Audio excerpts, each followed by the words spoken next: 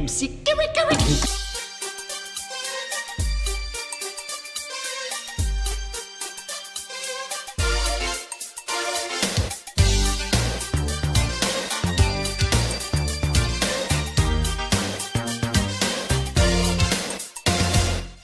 C'était la promesse qu'on nous avait faite. L'espoir de voir enfin une œuvre sombre des Tortues Ninja, et ça va finalement pas se passer comme prévu. Alors si vous me suivez depuis longtemps, vous savez que les Tortues Ninja est ma licence préférée ever. Avec une adaptation live action dans les années 90 qui était incroyable, un challenge de taille et un exploit que personne n'a jamais réussi à offrir aux Tortues. C'est pour ça qu'on avait besoin d'un nouveau souffle pour des Tortues Ninja en live action. Je vous propose qu'on revienne aujourd'hui sur l'adaptation de Michael Bay sortie en 2014 et qu'on fasse le point sur ce qui était réussi, mais surtout les erreurs et les promesses faites qui n'ont pas été tenues. Mais pour commencer, revenons à la conception de ce nouveau volet. Quand Paramount annonce en 2011 le retour des Tortues Ninja en live action, le contexte est clair. On est en plein air des reboots de super-héros sombres. On avait The Dark Knight avec Batman Begins, on avait Man of Steel qui était annoncé et qui arrivait, et derrière le projet, un nom cristallise immédiatement les attentes, Michael Bay. Dès le départ, le film est présenté non pas comme une simple adaptation nostalgique, mais comme une réinvention moderne, plus réaliste, plus brutale, plus cinéma adulte. Non, c'est pas ce que je voulais dire. En gros, le public des Tortues Ninja a grandi, donc on vise une cible à la fois mature et attachée aux tortues de leur enfance. Ce que Nolan a excellemment réussi à faire avec The Dark Knight. La promesse semble donc forte, prometteuse et renforcée par un premier visuel dévoilé en 2012. Ah, quand cette photo est arrivée, j'avais les yeux comme ça. Pas de tortues souriantes, pas de couleurs flashy. On découvre des silhouettes massives, presque monstrueuses, plongées dans l'ombre avec une esthétique très éloignée du cartoon ou même des films des années 90. Le message semblait donc clair. Ce n'est plus les Tortues Ninja de votre enfance.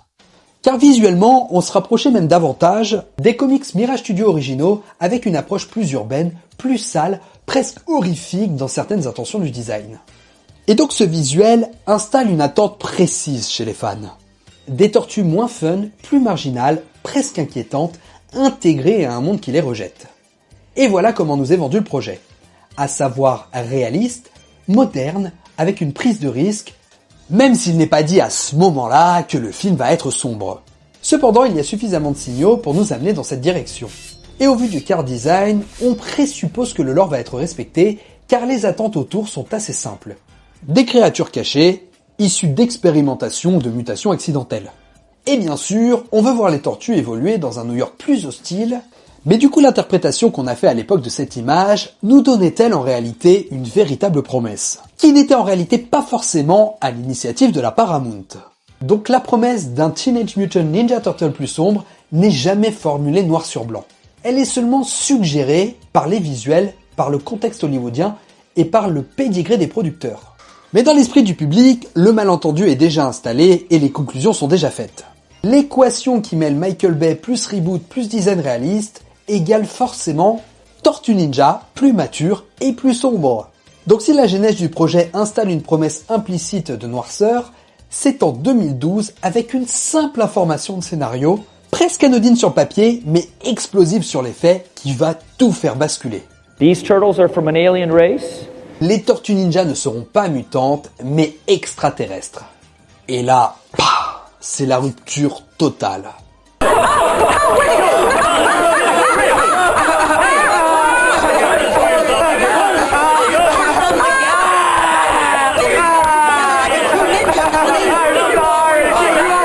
Pour les fans de la première heure, c'est un choc.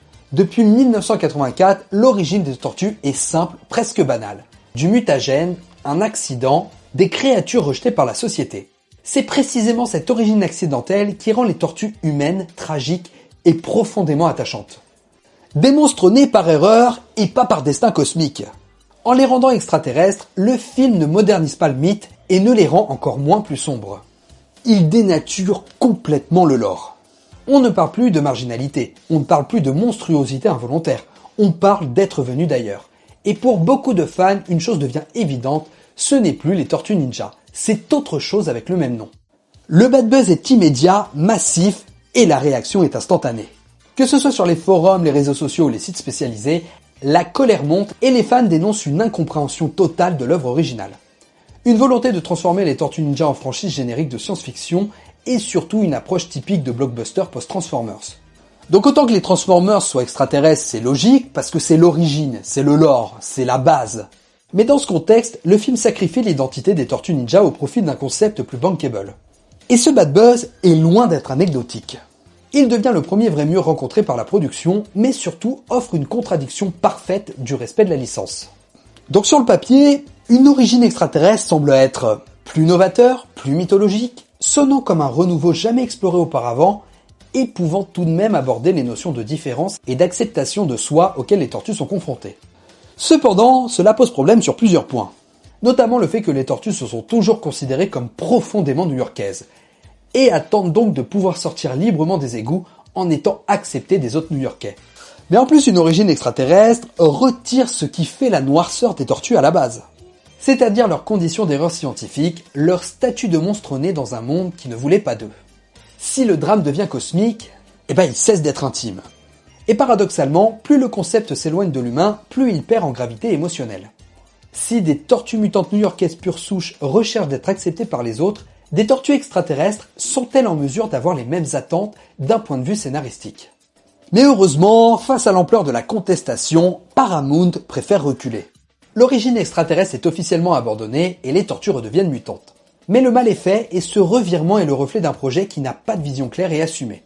Il oscille entre respect du matériau original et volonté de réinvention radicale. Il montre que la promesse d'un Tortue Ninja plus sombre est déjà en train de se diluer avant même que le film n'existe vraiment.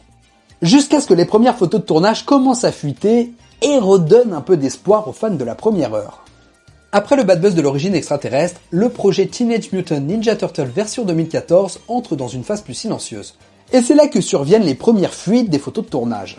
Pas de trailer, pas d'images promotionnelles, mais des clichés volés, bruts, imparfaits. Et contre toute attente, ces photos, elles rassurent vachement. Parmi ces photos, un élément attire immédiatement l'attention des fans, la planque des tortues. On découvre un repère souterrain, bricolé avec des chaises et tables construites à partir de boîtes à pizza, remplies d'objets récupérés, loin d'un vaisseau alien ou d'un labo futuriste. Un décor qui évoque les comics, les films des années 90 et surtout l'idée de créatures vivant en marge de la société, cachées sous la ville. Donc là, visuellement, le message est fort. Les tortues sont à nouveau des marginaux urbains. Ce décor raconte quelque chose que le discours officiel n'arrive pas à formuler. Elles vivent dans l'ombre, dans les égouts, dans un espace qui n'appartient qu'à elles. Et dans tout ça, on a un symbole bien plus important que ce qui pourrait paraître. Parce qu'une planque n'est pas qu'un décor, c'est un symbole narratif. C'est là que les tortues existent en tant que famille, là que leur humanité s'exprime, que leur isolement est le plus visible. Et ces photos suggèrent un film qui comprend l'importance de cet espace intime. Réancre les personnages dans une logique plus émotionnelle que spectaculaire, après des mois de polémique, ce simple décor agit comme un signal. Ce film n'a peut-être pas oublié totalement ce que sont véritablement les Tortues Ninja. Ces feats donnent l'impression d'un projet qui corrige ses erreurs, réajuste son curseur, tente de rassurer les fans historiques, on sent un effort pour réconcilier la promesse d'un reboot moderne. Avec les fondamentaux de la licence, mais est-ce que c'est suffisant ? Car si les décors semblent fidèles, le ton du film lui reste encore flou. Et à ce stade, une question demeure. Est-ce que cette fidélité visuelle est cohérente avec le lore et ce que l'histoire doit raconter ? Ou est-ce simplement une façade rassurante avant un retour au blockbuster pur et dur ? Il faudra attendre la première bande-annonce pour avoir des éléments de réponse.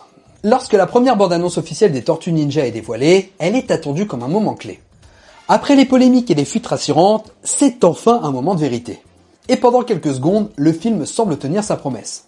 Une ouverture volontairement sombre, avec une bande-annonce qui démarre sur un ton sérieux. New York plongé dans l'ombre, avec une menace invisible, un Shredder présenté comme brutal et intimidant, une musique grave, presque oppressante, où les tortues sont absentes. On parle d'elles comme de légendes urbaines, des silhouettes qui frappent dans l'ombre, cette introduction suggère un film plus ancré dans le réel, plus violent dans ses enjeux. Et à ce moment précis, le public se dit « ça y est, ils ont compris ». Mais très vite, la bande-annonce commence à changer de visage. Les tortues apparaissent enfin et avec elles, le ton s'allège. Les répliques deviennent plus légères, les situations plus absurdes et les punchlines s'enchaînent. Le film commence à se révéler pour ce qu'il est réellement. Un blockbuster familial, pensé pour l'humour et le rythme, pas pour l'introspection ou la noirceur.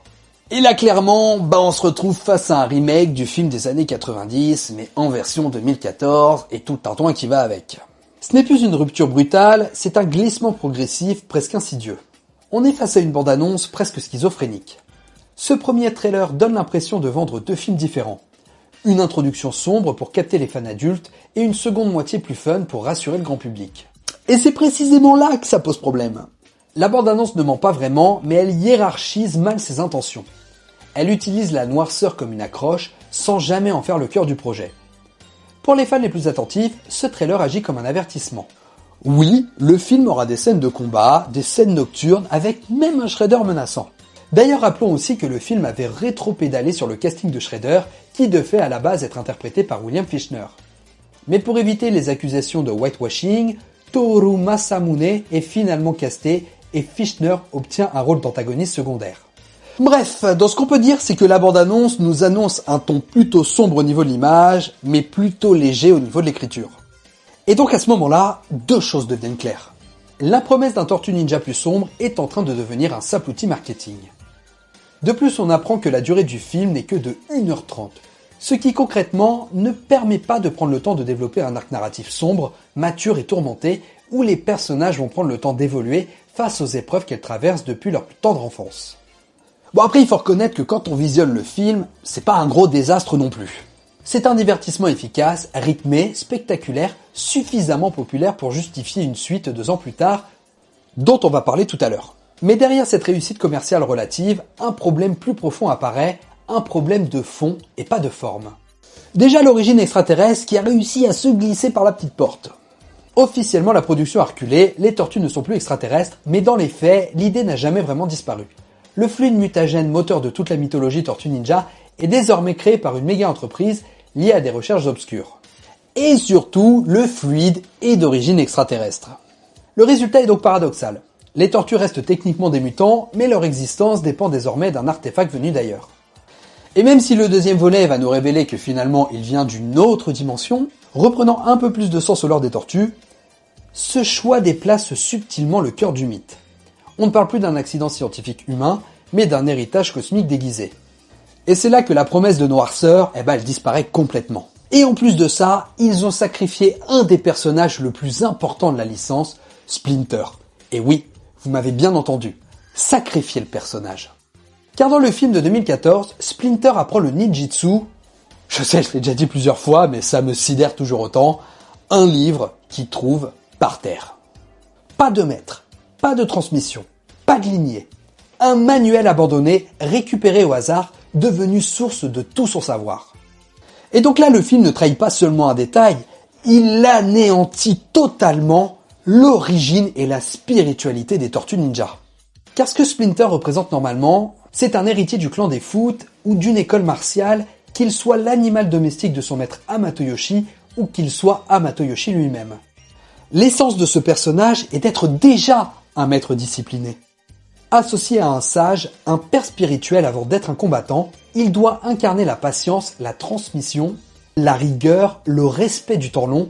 Son savoir n'est pas seulement technique, il est philosophique. Mais en transformant Splinter en autodidacte accidentel, le film dit autre chose. Que la sagesse ne s'acquiert plus avec l'expérience. Le ninjitsu devient un outil, pas un chemin, et dénature donc l'héritage que donne Splinter à ses fils, et gomme également tout le lien quasi fratricide qui doit exister entre Splinter et Shredder. Alors que l'antagoniste perd le lien d'affiliation qu'il doit avoir avec Splinter, et donc par sa volonté de vaincre les tortues, et c'est là que le film se perd totalement. Pas parce qu'il est drôle, familial ou spectaculaire, mais parce qu'en voulant simplifier le lore, il vide les personnages de leur profondeur symbolique. Comment des scénaristes peuvent-ils estimer qu'un personnage secondaire par son statut de secondaire ne doit pas avoir un développement profond qui alimente justement la profondeur des personnages principaux de l'œuvre? Donc le film ne trahit pas seulement un problème de fond, il trahit toute la philosophie des Tortues Ninja. Et donne l'impression que les Tortues Ninja ont vendu leur âme. C'est ce qui sera d'ailleurs à l'image 2 ans plus tard du deuxième volet, Out of the Shadow. Et très vite, une chose devient évidente. Le film ne cherche même pas à corriger les erreurs du premier, il les accepte et compose avec. Et donc le manque de profondeur du premier opus impose une direction claire pour ce deuxième volet. Ne plus creuser mais compenser et jouer sur du fanservice en devenant une simple adaptation de l'anime de 87 qui en devient une béquille. Ce deuxième film opte alors pour une stratégie simple. Convoquer la nostalgie, multiplier les références, empiler les éléments iconiques. Que ce soit Krang, le Technodrome, Bebop et Rocksteady, et celui que je rêvais de voir être développé en live action, Baxter Stockman. Mais faut voir ce qu'ils en ont fait. Rien ne fonctionne pour la simple et bonne raison que leur intégration n'a absolument aucune réflexion narrative. Même Shredder troque son armure high technologique pour un vulgaire juste au corps, devenant un élément humoristique sans jamais redevenir la menace du premier.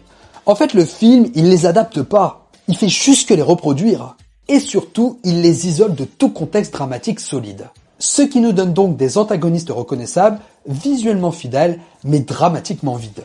Le scénario du second volet est symptomatique d'un film qui avance sans boussole. Les enjeux apparaissent et disparaissent, et puis se contredisent. Les actions n'ont souvent aucune conséquence, les décisions des personnages n'influencent jamais réellement le récit, et c'est là que le film devient frustrant. Car la promesse du titre, à savoir « sortir de l'ombre », c'est totalement bâclé. Principalement sur la divergence d'opinion qui existe entre les tortues. D'un côté l'envie de rester dans l'ombre, à savoir l'acceptation de leurs conditions de tortues mutantes, et de l'autre, la tentation de devenir humain, pour être enfin accepté par un monde qui ne peut pas les comprendre ainsi. Et tout ça, ce sont des thèmes hyper centraux dans la mythologie Tortue Ninja. L'identité, le rejet, le regard des autres, et accepter d'être une tortue, et non pas des humains. Il est important de rappeler que les Tortues Ninja ne sont pas des humains transformés en tortues, mais des tortues transformées en humains. Donc au-delà d'attendre des autres d'accepter leurs conditions de mutants, elles doivent aussi accepter leurs conditions de reptiles. Et là, cette idée, elle est totalement traitée qu'en surface. Le film effleure cette thématique, puis passe à autre chose. Le débat n'est jamais approfondi. Il n'a aucune conséquence durable. Et de ce fait, la promesse du film qui doit révéler les tortues aux New-Yorkais aurait dû être la séquence la plus importante du film. Sauf qu'elle a été expédiée. La division des tortues les oblige à se dévoiler, s'enfuir puis revenir comme des alliés, sans aucun développement. Le film aurait dû offrir un basculement émotionnel, un moment de vulnérabilité et une confrontation directe avec leur peur du rejet. Donc ce revival des Tortues Ninja avait une ambition folle avec des idées audacieuses. Mais le manque cruel de compréhension de ce que sont dans le fond les Tortues Ninja n'ont pas permis à ceux qui avaient cet or brut entre les mains de proposer le film que les tortues méritaient. Et accentue l'idée que cette licence n'a pas suffisamment été prise au sérieux, et c'est ce qui lui a toujours fait défaut dans ses adaptations. Ils ont parlé un temps d'un projet d'adaptation en live action de The Last Ronin, et là pour moi c'était l'idée parfaite. Cela aurait pu être un grand moment de cinéma pour les tortues, mais les dernières rumeurs laissant penser que le projet est abandonné pour une nouvelle adaptation en live action tentent à croire que les erreurs du passé risquent d'être réitérées. Donc en espérant qu'ils vont vraiment prendre la bonne décision d'orienter cette histoire vers quelque chose de sombre, car n'oubliez jamais que les Tortues Ninja, c'est d'abord un terrible drame humain. Et c'est là-dessus que nous terminerons cette vidéo. Merci beaucoup de l'avoir suivi jusqu'au bout, j'espère qu'elle vous aura plu. N'hésitez pas à liker, partager, commenter, c'est ce qui aide le plus la chaîne. Vous pouvez également devenir membre soutien et avoir accès du contenu en avant-première. En attendant, pensez à vous abonner pour ne pas rater les prochaines vidéos. Moi je vous laisse, ciao les amis. MC Kirikou.